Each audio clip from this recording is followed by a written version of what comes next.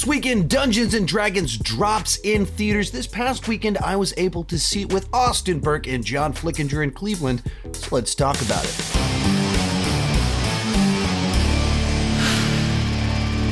Hi, my name is Sean, and I love to talk about movies and TV way too much. With that in mind, go ahead and join me down below in the comments section. Let me know, once you've seen Dungeons & Dragons on or Among Thieves, what did you think about the film? Now, this is one I was actually pretty excited to check out because it was from the writers and directors of Game Night from a few years back, which was a movie about game nights, and it was really good. It was funny. The action, for being a comedy, was handled really nicely, and it was about game night, so clearly they are interested in games like Dungeons & Dragons, so that seemed like a pretty good pairing, and I got the feeling that this movie might turn out to be kind of like a modern Jumanji, not as if Jumanji came out a long time ago, but one of these movies that the trailers didn't quite capture how fun the movie actually was, and then it would way overperform what people were expecting, like the first Rock Jumanji film did a few years back. So was that the case? I'll let you know in just a second. Got one quick announcement. This weekend, I'm going to be at MegaCon with Cody Leach, Austin Burke, John Flickinger, Chris Parker, 3C Films, and also on our stage is going to be Coy Jandro as well as Perry Nemiroff. It's kind of like a mini YouTube con at MegaCon. My group of people has 4 panels over 3 days from Friday to Sunday with meet and greets all weekend long. Details are down below in the description. I would love to meet you if you're anywhere in the Florida area or near Florida. You don't want to miss this. And let's get started with the good. And we'll just cut right to the chase on this one. It's a fun little adventure film where you get invested with each of the characters. It has plenty of gigantic fantasy spectacle, and it's funny from beginning to end. And the thing that I wasn't really expecting is that it found a way to very much give these characters some heart and emotion. As much as there's insanity taking place all throughout the film, they pause to give each of the characters something very human. Whether it's a father, it's a wife losing a husband, someone's an outcast, someone lacks confidence, there's always something in them that is very down to earth in the middle of this over-the-top crazy fantasy adventure, and so you're actually invested in what's going on. And right out of the gate, the movie kicks off with kind of some big set pieces, backstory, and it kind of continues at that pace throughout the entire film, where there's always a joke to be had. There's always a story behind everything that you're encountering that just kind of makes the world look very big. Everything feels like it has a history. And then we're into a nice little action sequence where something happens. And the movie very much did its job of just keeping you entertained and invested with what was going on. Now, of course, it's based off Dungeons & Dragons, the legendary game.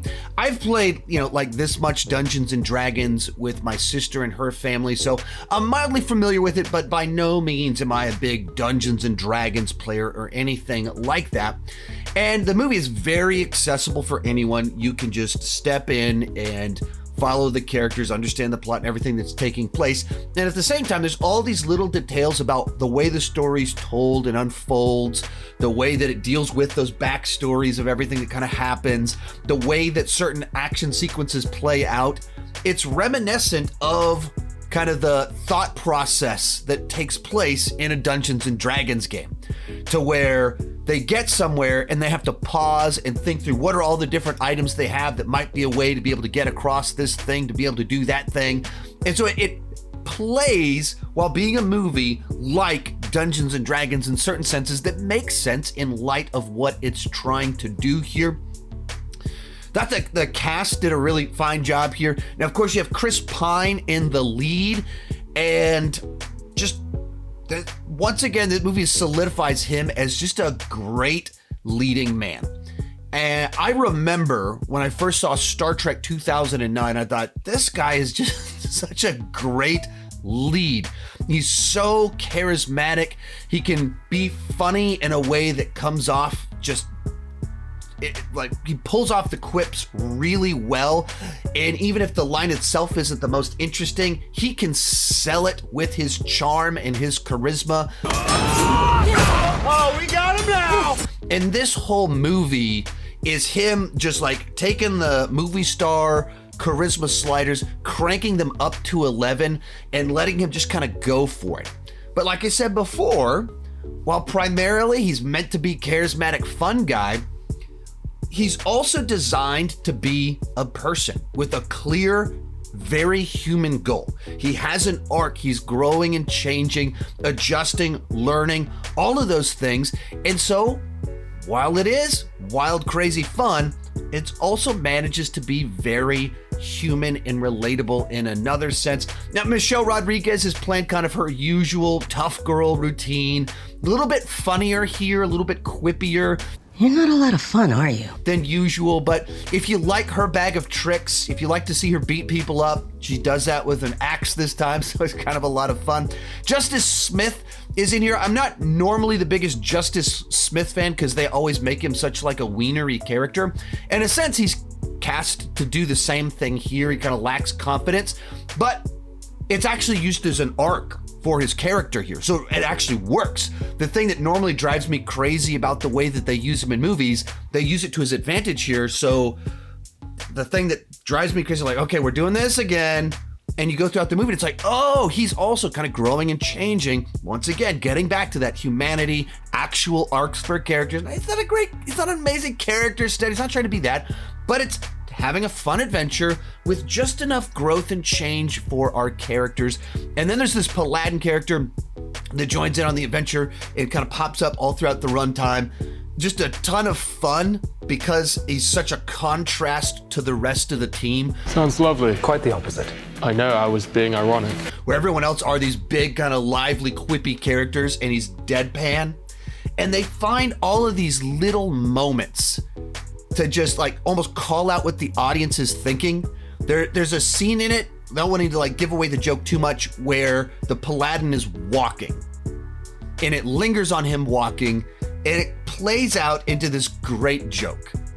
And little things like that is what this movie just does well, of finding the entertainment in all the little moments all throughout the film. There's a great cameo in here that was not, I hadn't heard anything about this. And whenever it first even happens, you're even lingering like, is that what's going on here? And it's in a certain sense, it's very understated with this joke that's not subtle at all. But the sequence isn't subtle in what the joke is supposed to be, but it plays it straight. And because of what's kind of going on with the cameo, it works. I don't know if the sequence even would have worked if it wasn't kind of a cameo sort of bit and played the way they did it. That there's just a lot of these little moments that are much more effective than you're expecting. And I've even talked to some people since I watched it that they said, I don't know, like I didn't dig the trailers. I was cringing more than I was laughing. Does the movie work better than the trailers? And I think it does, because when you just watch the trailer, it's just kind of set up joke, set up joke, set up joke, without spending time with the characters, without understanding the moments and how they matter and the journey that's taking place. And so I think all the humor lands better when you're invested in the journey that's taking place with the characters that they are on. And so kind of other nice things in here. Oh, Hugh Grant. I always love Hugh Grant in pretty much everything. So he's in here, and so he's charming and fun as ever as kind of this very mischievous character. And yeah, you get lots of big set pieces where they find different things to do with them. One in particular, it's kind of like a long take sequence where you're following a character from inside of a castle to outside and done. It's not actually one take, but it plays like it's one take. And with what's kind of going on with the character, it's a lot of fun. And just interesting, something a little bit different. Each of these action sequences have something a little bit different to bring to the table that makes them a lot of fun. So at the end of the day, it's much better than some of the early trailers made it look. It's funny.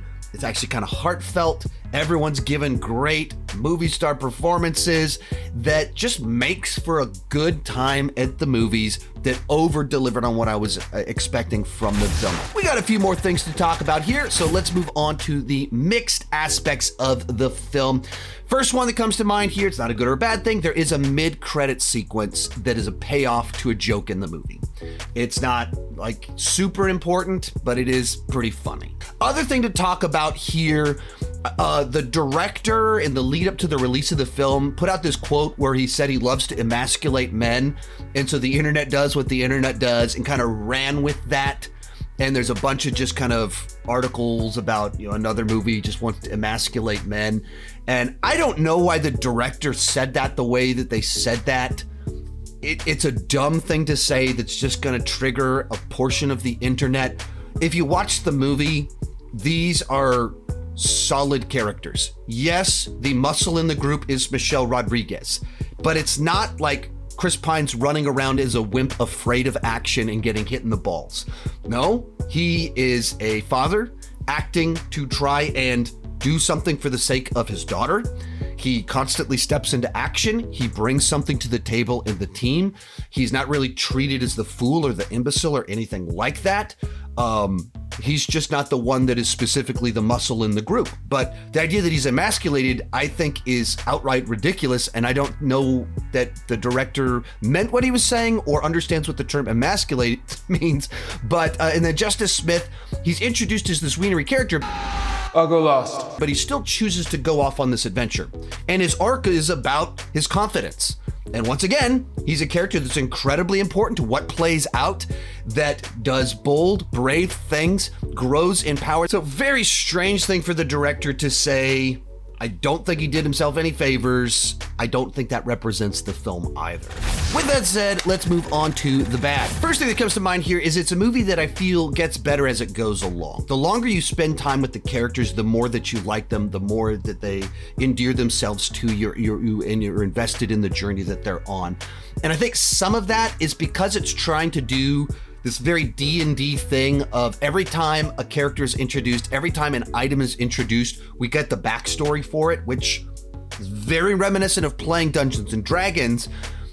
But when you're trying to get a story to move forward and you've got an ensemble cast with several different moving parts, lots of different kind of character arcs going on, and you just keep pausing to explain this helmet, where it came from, this dagger, why it matters, this person, how did they get here?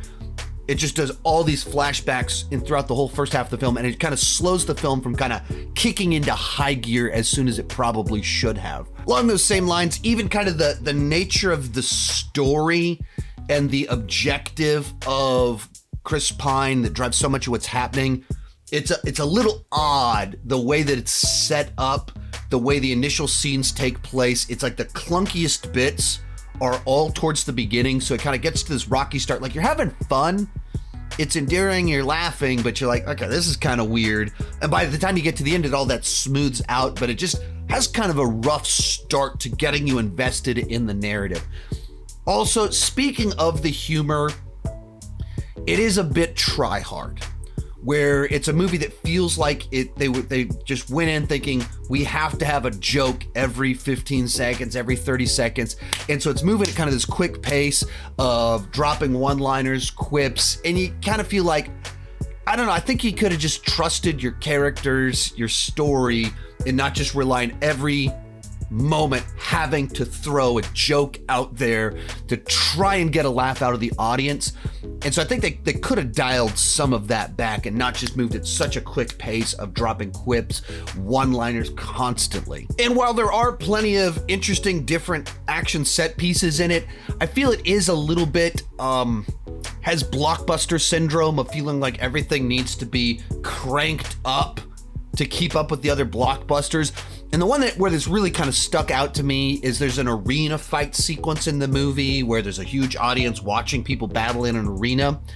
And they do this thing where like the floor moves and it turns into a maze. And so it's dynamic and there's creatures and there's monsters and there's moving stuff.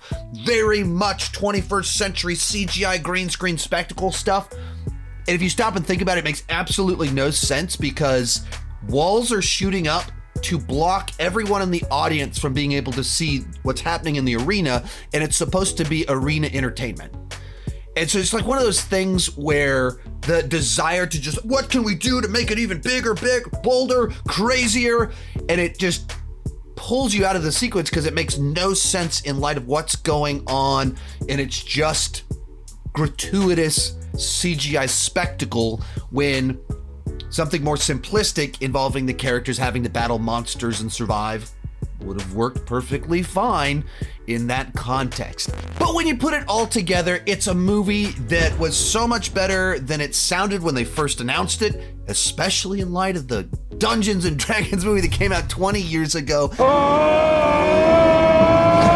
It was made by people that love Dungeons and Dragons, that know how to make people laugh, know how to stage an action sequence, and it's populated by fun, charismatic actors who are given lively characters who have character arcs. So it's entertaining, it has action, it has humor, it has some heart, there's some bumps, and there's some oddities a little bit in there with the story, but absolutely it did its job. Overall, it's a B+ on the entertainment scale and 8 out of 10.